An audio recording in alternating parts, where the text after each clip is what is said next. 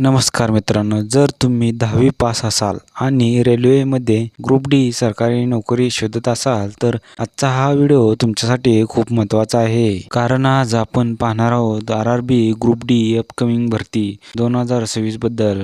याचे एकूण जागा, पात्रता, अर्ज तारीख, पॅटर्न कसा आहे, तयारी कशी करायची, त्यामुळे हा व्हिडिओ शेवटपर्यंत नक्की पहा. तर मित्रांनो, ग्रुप डी म्हणजे काय? मित्रांनो, ग्रुप डी भरती म्हणजे भारतीय रेल्वेतील लेव्हल 1 पदाची भरती. त्यामध्ये खालील पदांचा समावेश असतो, म्हणजेच ट्रॅक मेंटेनर, पॉइंट्समॅन, हेल्पर किंवा असिस्टंट. ही नोकरी परमनंट सरकारी नोकरी आहे आणि संपूर्ण भारतात याची पोस्टिंग मिळते. तर मित्रांनो, याची थोडक्यात आपण याच्याबद्दल सविस्तर थोडक्यात माहिती घेऊया. भरती संस्था जर कोणती असेल तर रेल्वे रिक्रुटमेंट बोर्ड म्हणजे RRB.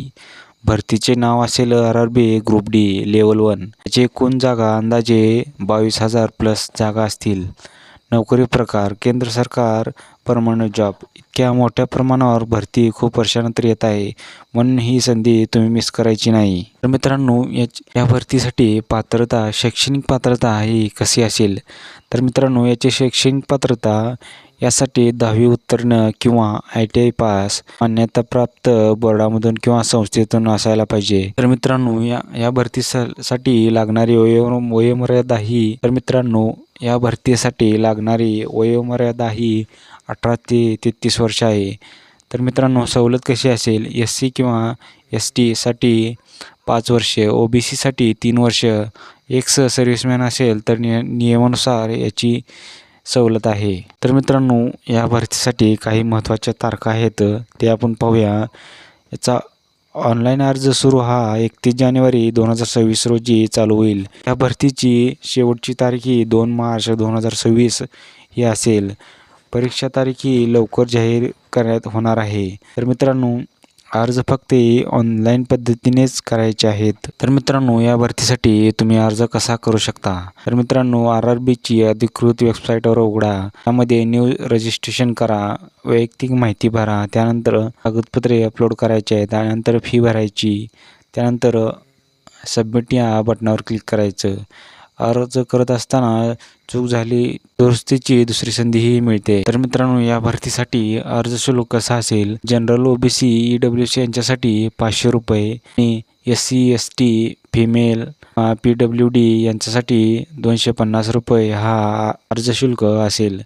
CBT परीक्षा दिल्यानंतर ही काही फी परत किंवा रिफंड केली जाते. तर मित्रांनो, याची निवड प्रक्रिया ही कशी असेल? तर मित्रांनो, ग्रुप डी साठी 4 टप्प्यात 4 टप्प्यामध्ये ही प्रोसेस केली जाते. पहिला टप्पा हा CBT 1 असतो, म्हणजे ऑनलाईन परीक्षा घेतली जाते. त्यानंतर तुमची शारीरिक चाचणी केली जाते, फिजिकल टेस्ट. त्यानंतर तुमचे डॉक्युमेंट हे व्हेरिफिकेशन केले जाते. त्यानंतर लास्ट म्हणजे तुमची मेडिकल टेस्ट केली जाते.